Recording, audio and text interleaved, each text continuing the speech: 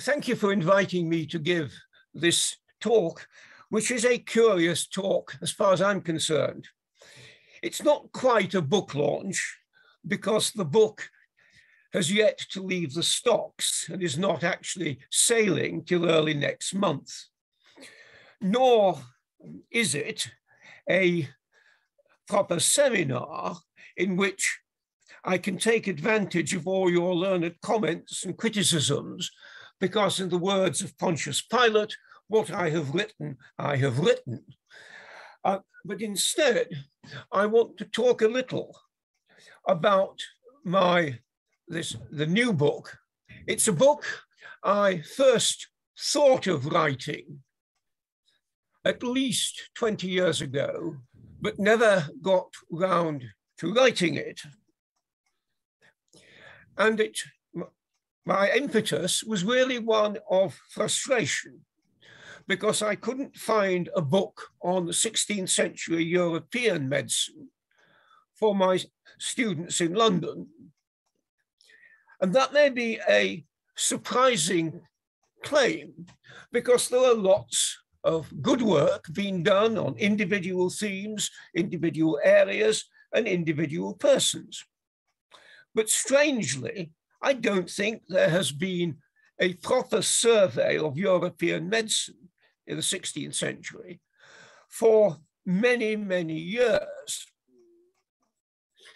We've got Mary Lindeman's excellent book on medicine and society in early modern Europe, but most of her book deals with the 17th century, not the 16th, and she says relatively little about learned medicine. We've had lots of conferences and conference proceedings on almost all the major figures of the 16th century. And we've had some extremely good national surveys. I'm thinking of Jones and Brocklis on France, and the collection of essays edited by Charles Webster and Margaret Felling for England. Admittedly, these are all some years out of date. But beyond that, there was no overall survey. And one had to rely on bits and pieces gathered here and there. I began writing in 2020. And had I known then that there was about to be published a book which covered much of the same material as I had, I might have given up. I refer to Michael Stolberg's Gelehrte Medizin und ärztlicher Alltag in der Renaissance, which I believe has either just appeared or is extremely imminent in English under the title Learned Physicians and Everyday Medical Practice in the Renaissance. But in fact, our works are complementary.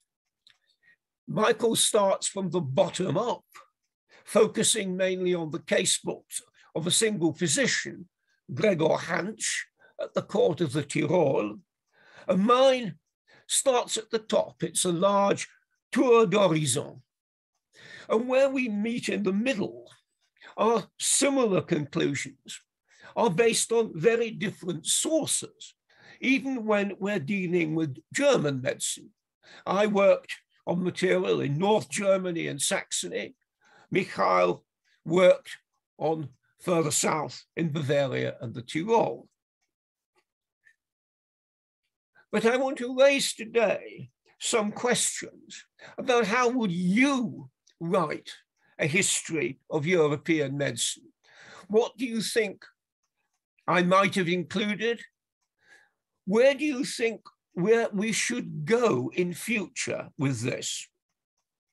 And I want to do so by, if you like, dissecting the words on my title page, Renaissance Medicine, a short history of European medicine in the 16th century. All, apart from the word history, all the nouns and adjectives, apart from the word history, I think are problematic and require some justification from me. So let's begin with Renaissance medicine. Why did I choose the title? The answer is very simple, because my publishers thought that that would make the book a better seller.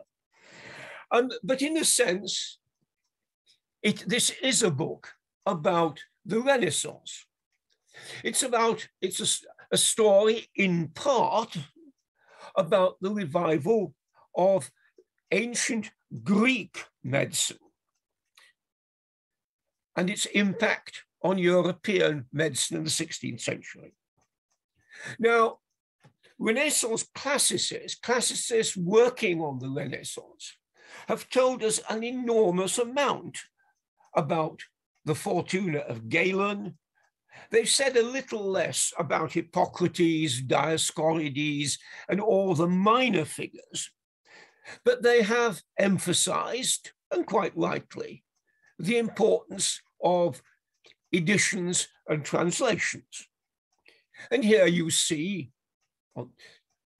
Thomas Linacre's translation of Galen's Method of Healing, published in Paris by Simon de Caline, but with a somewhat curious preface, frontispiece, which was used, in fact, for the translation a few months later of Galen's Anatomical Procedures.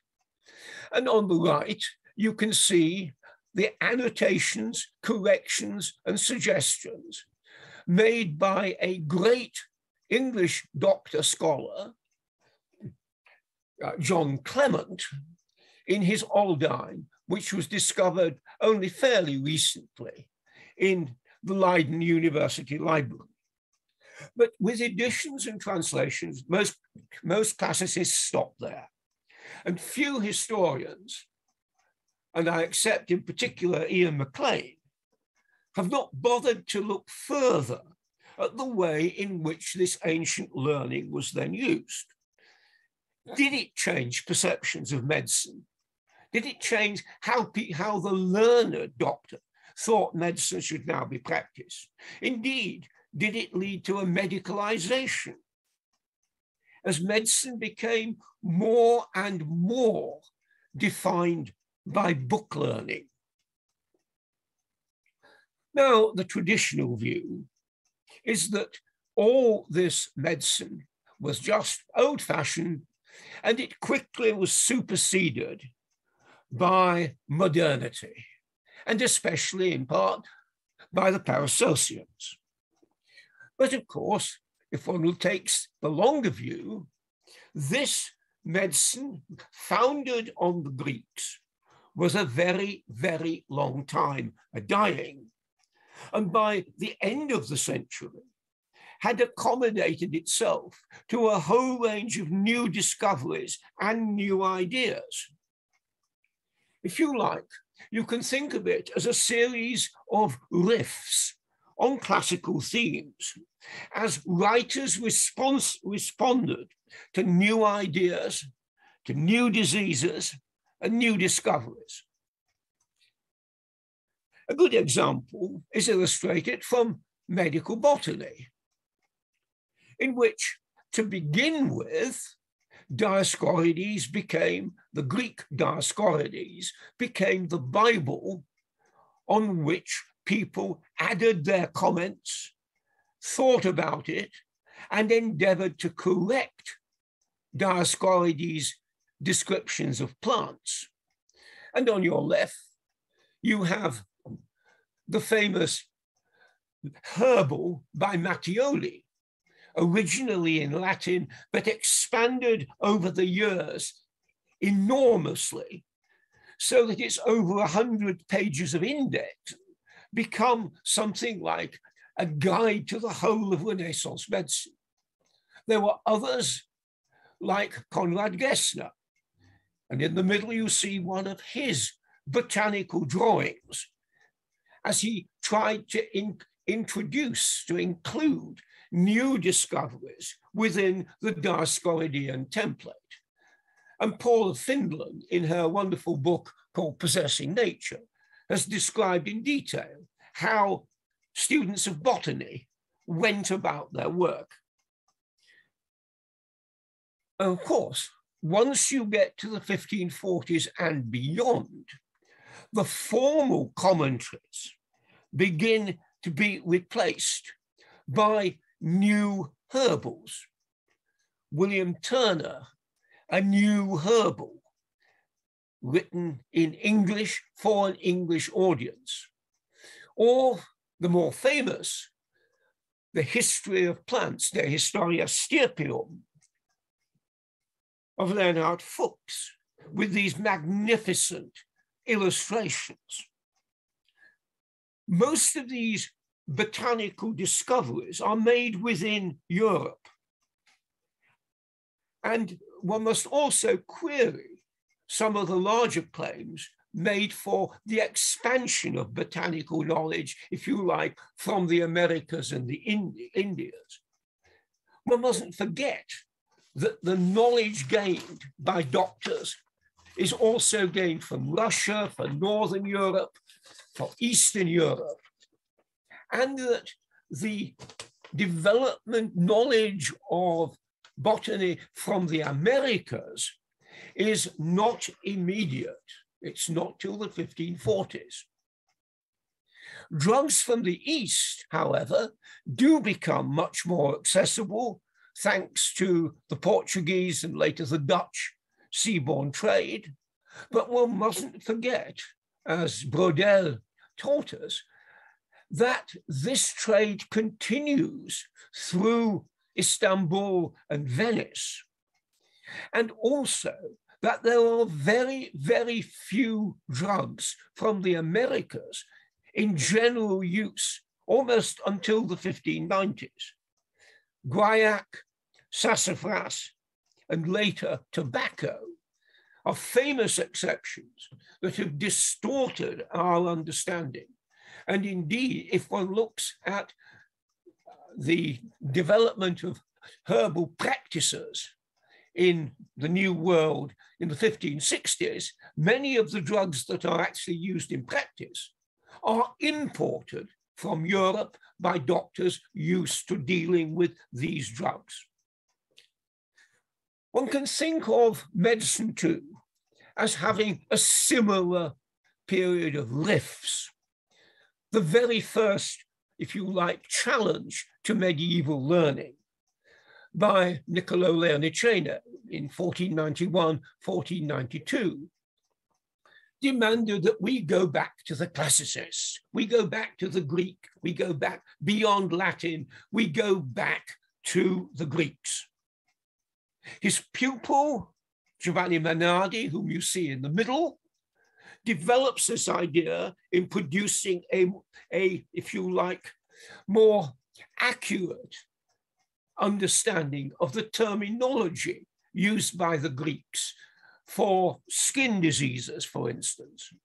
And from the 1530s in Padua, Giambattista da Monte was using all the new, recently discovered Galenic texts to produce his own version of Galenism, based, if you like, on Galen, but developing it in new ways.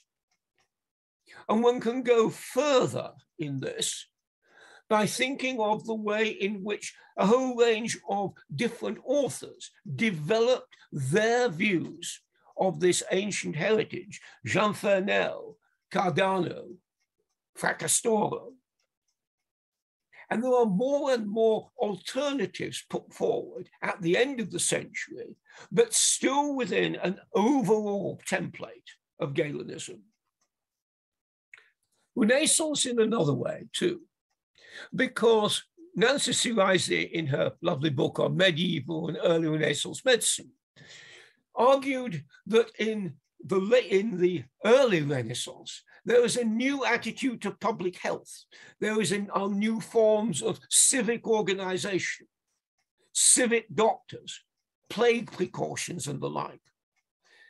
Strangely, she says very little about the German side of things, She concentrates on northern Italy.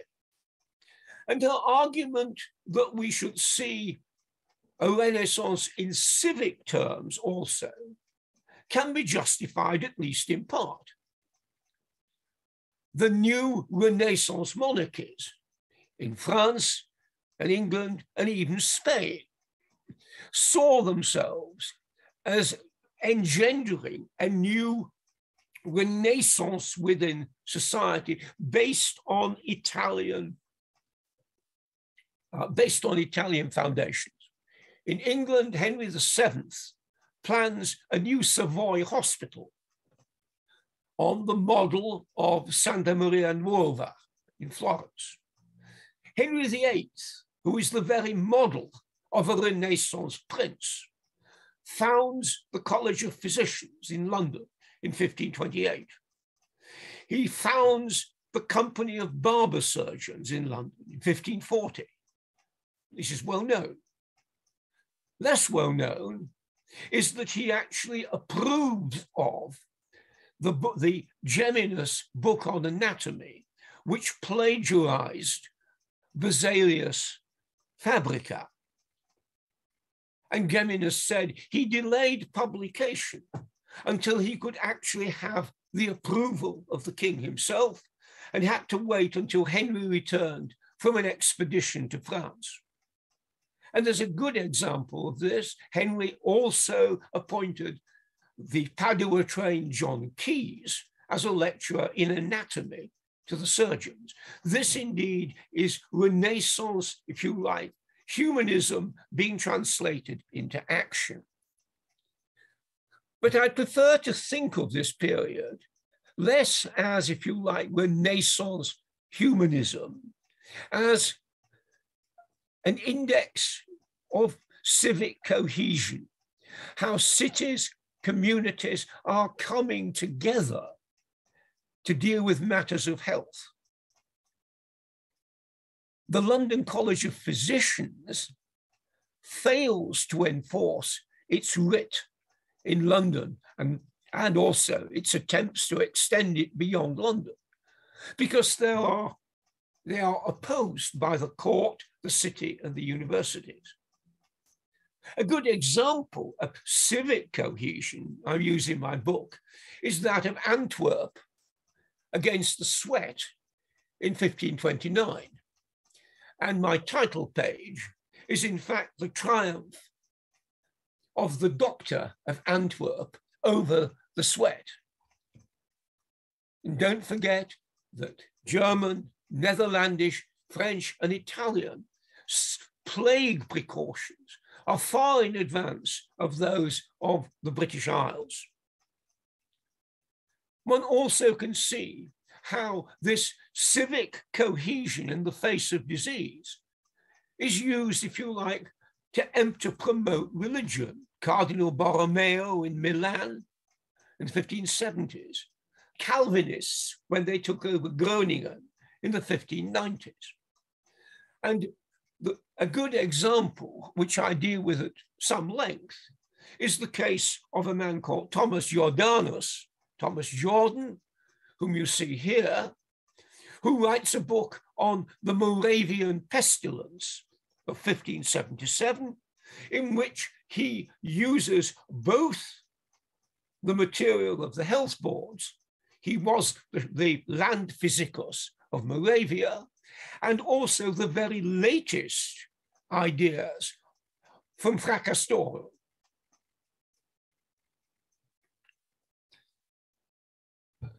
Civic cohesion is certainly there and is one of the things that I talk about. And I do think there is a sense in which Nancy Suraisi is right in tracing its roots to the 14th, 15th century Italy. But then what about medicine? Well, it is, of course, both theory and practice, modified by being embedded in social and economic structures. There are different levels of professional standing, what I call the kaleidoscope of healing. And I deal with physicians, surgeons, apothecaries, itinerants, women and domestic medicine and so on. I also look a little bit about the differences between town and country. After all, it's easier to practice medicine in towns than it is in the country. And the itinerants, as David Gentle-Corey has heard, provide more than just an occasional visit to a distant town or village. But how far can one generalize about this? How far can we talk about medicine? What binds medicine together? What is, if you like, is typical across Europe? That's one of my aims in all this. Now, I start, if you like, with the kaleidoscope at the top. We court medicine. As professors, we love to think that being a professor is really the height of our success. It wasn't and it isn't. The best paid professors were court physicians. But we also know, both from their own complaints and from a couple of letters of discussing how to appoint somebody, what was needed. And it wasn't medical learning. It was stamina, to avoid boredom, to avoid standing around for hours, being unable even to blow one's nose. And above all, good manners, Höflichkeit. Court doctors were often also employed, particularly in the small courts in Germany, as civic physicians. The doctor of the Bishop of Halle was also the Stadtphysicus. The doctor of the Duke of Gotha was also a Stadtphysicus in Gotha. And papal doctors often taught at the Sapienza University in Rome. And of course, many practitioners were or had been university teachers. Vesalius is a famous example. Agostino Ricci doubled his salary by becoming a papal physician. And Girolamo Mercuriali, who figures largely in my book, had a wonderful career as, if you like, a doctor to the highest in Europe, as well as being professor in the leading universities. And don't forget also the role that these court doctors might play in politics and in espionage. Some of them might luckily escape with their lives. Others, like Rodrigo Lopez, was hung, drawn, and quartered for his alleged trafficking with the King of Spain in his endeavors to unseat Queen Elizabeth of England. Of course, university medicine does have to play a large part in any book on European medicine. Most people know the famous names, and you will find perhaps some unusual information about them in my book. We all know the famous universities: Padua, Bologna, Paris, Montpellier, possibly Ferrara, which led the way in the first 50 years of the century. But it's very difficult to find in English much about Basel University, which under Theodor Zwinger was a leading university for establishing what might be called the Paracelsian Compromise. But we also shouldn't forget that these famous practitioners, these famous universities, were in the minority.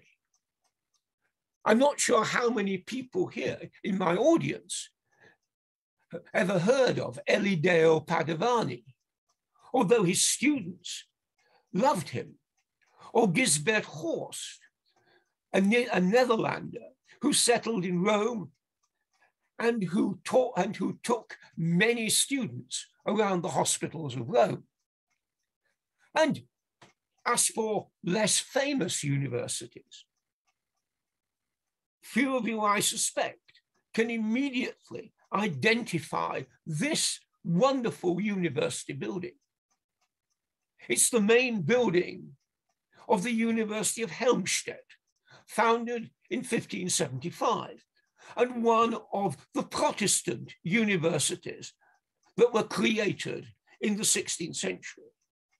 What these minor universities taught may not have been as good as what was being taught in Wittenberg, but it was certainly important in spreading knowledge of medicine around.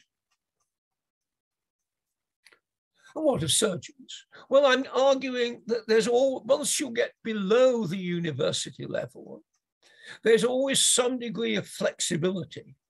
And the surgeons took care, if you like, not to infringe too much on others' prerogatives.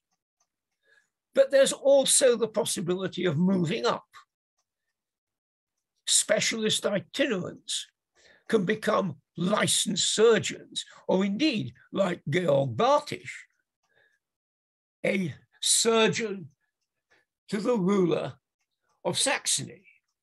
And he prefaced his Augendienst of 1583 with a huge series of cases, just like a leading doctor.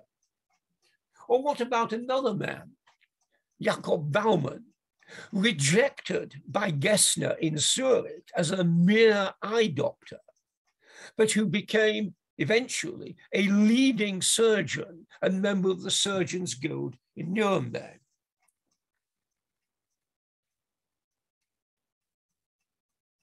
This book, I'm trying to seek what is typical. What do we think is typical?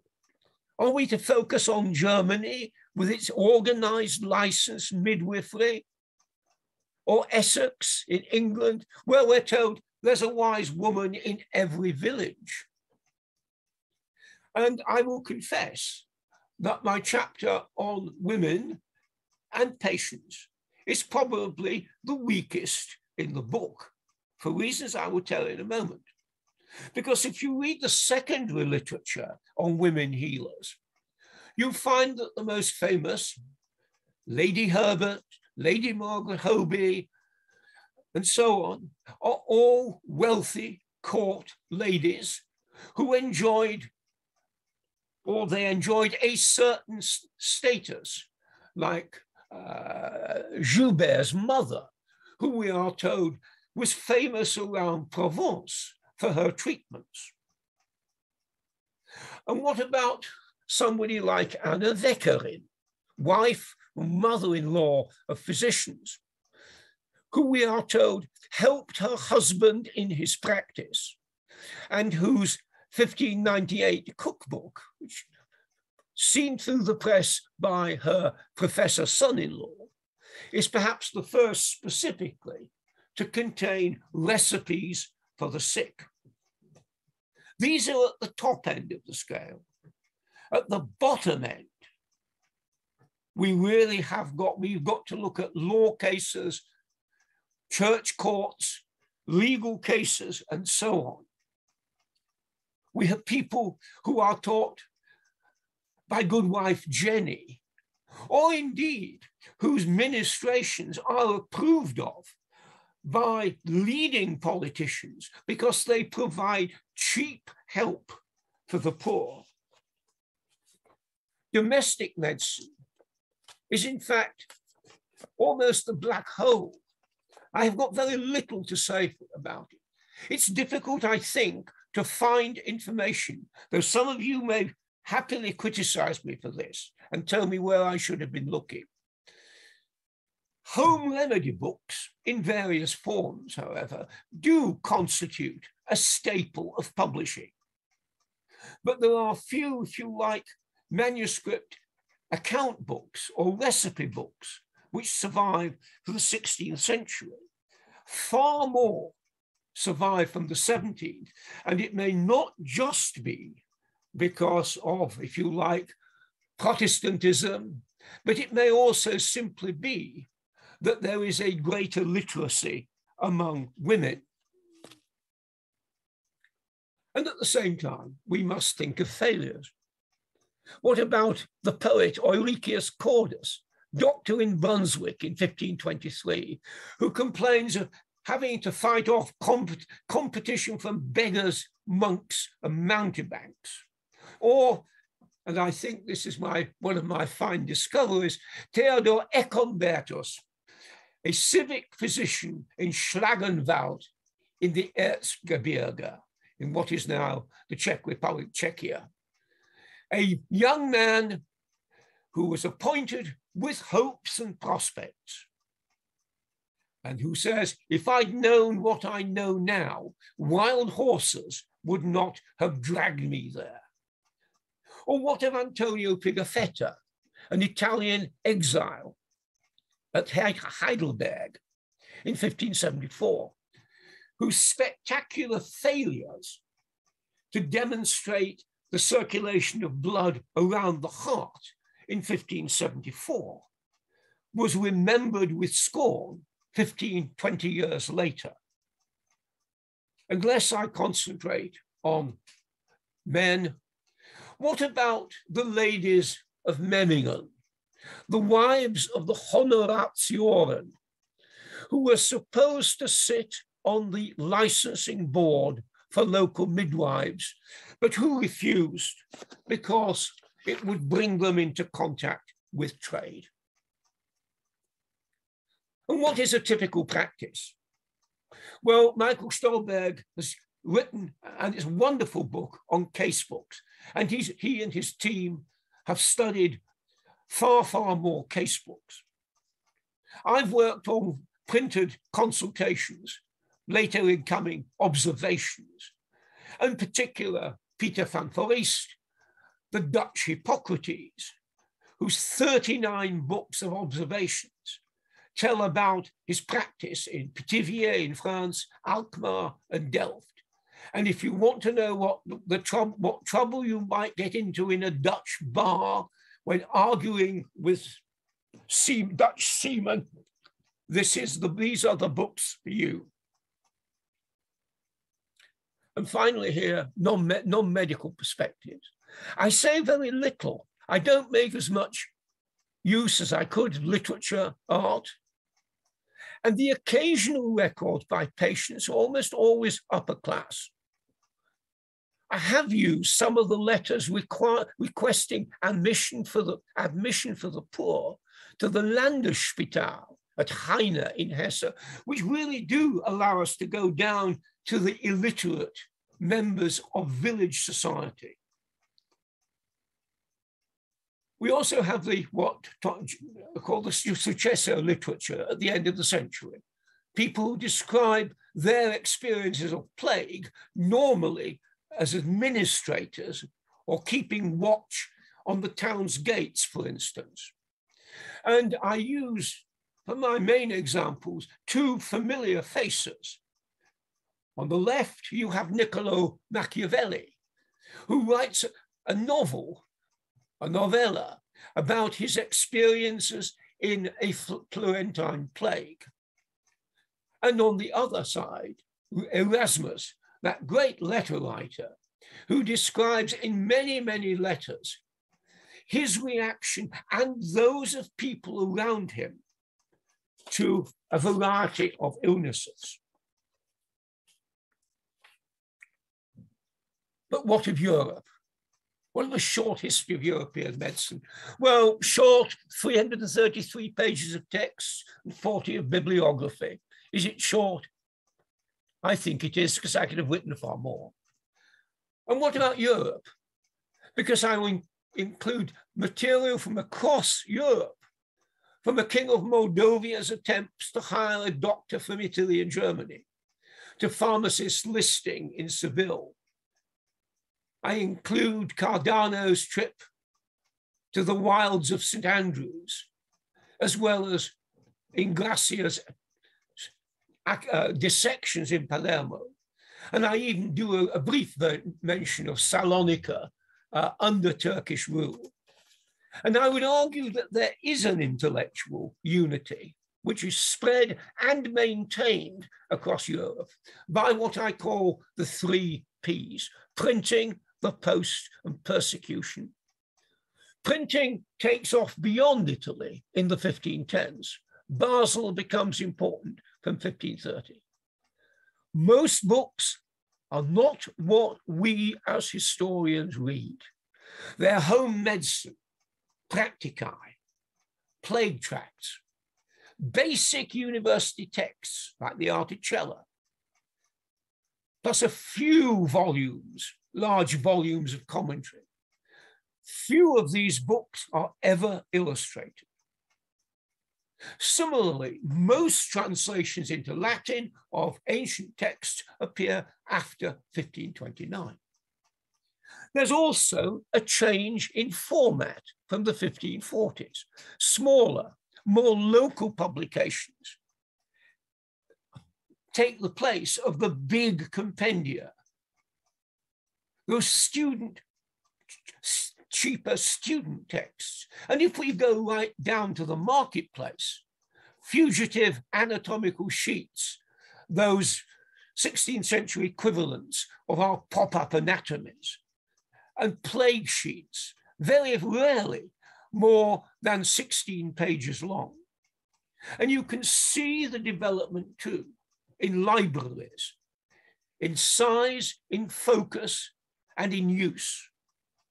John Keyes in Cambridge had bought most of his books before 1560. They were heavily classical.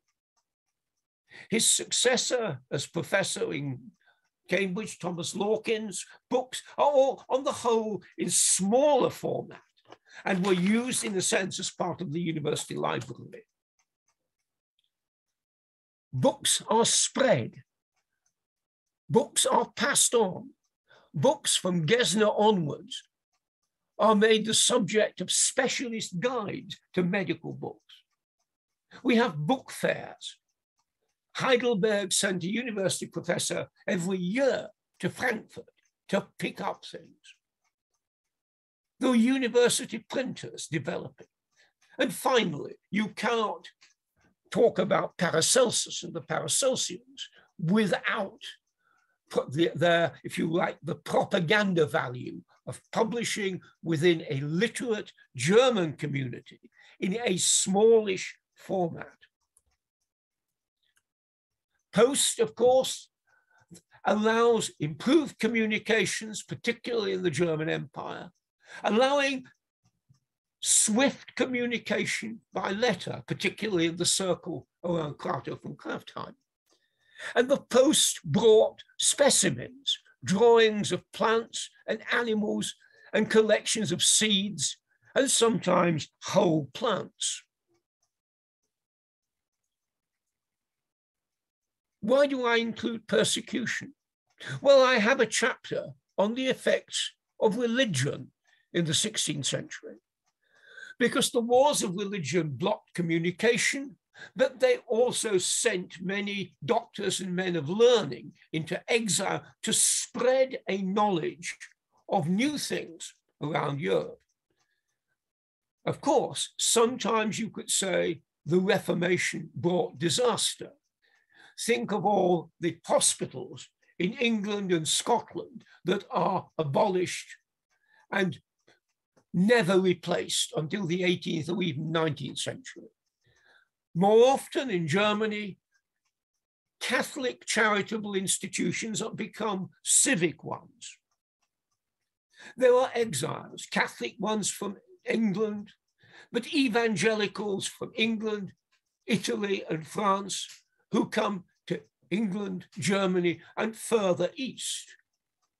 Simone Niccolo Bucella at the court of Poland, Squarcialupi, further east in Transylvania, Turquet de Mayenne, later to come to London. These people are spreading knowledge. They're, if you like, linking Europe. And of course, in any talk about persecution, we have the Jews constantly under threat, particularly in Spain, and some of them travel an enormous distance. Manuel Brutus, who is the son of a doctor to the King of Portugal, comes to Antwerp, London, Scotland. He's the first writer to mention haggis. To Antwerp, Salonika, and then Istanbul. You may never have heard of him. You are more likely to have heard of Rodriguez da Costa and Martus Lusitanus, who taught in Paris, a Spanish Jew who taught in Paris, and then went to Antwerp, to Ferrara, Ancona, Pesaro, Ragusa, and Salonika, where he died. The Jewish doctors normally found a good clientele among the wealthy. Some Jews, we have a couple of examples, even become civic physicians at the end of the 16th century in Italy. But the Muslims, the Moriscos in Spain, as Luis Garcia Ballester memorably wrote, provide a dreadful example of persecution, which turned what in 1500 was a learned medical tradition, the equal of anything in Latin Europe, to become simply a matter of things one could remember, a few scraps of paper, and extreme poverty. The fate of the Moriscos is indeed the end of medieval medicine. And finally, why 16th century? Well, one has a good beginning around 1490 with the first printing of the Latin Galen, and 1491, 1492, we have Lerniceno demanding a return to Greek. When we end is more difficult. I confess my ignorance. And to go on into the 17th century, I think, would have been involved an enormous amount of digging. After all, much of the first half of the 17th century was dependent on the work of the 1570s and 80s. And indeed, my original plan was to end in 1628 with William Harvey, the pupil of Fabrizio. One might have ended in 1570, because it does seem to me that the end of the century is very different in many ways from that before 1570. The advent of Paracelsianism, the greater impact of the Americas, and of course, the great plagues of the 1570s. And of course, also the massive difference in the availability of sources, which I've already mentioned, the growth of literacy, particularly among President men. And now, what next? Well, I have a few suggestions. I'm an old-fashioned positivist. I can see a history of European medicine in terms of mentalité. One might have a chapter on plague, or even of medical humor. I can see that one could start again, working from the bottom up. I was lucky.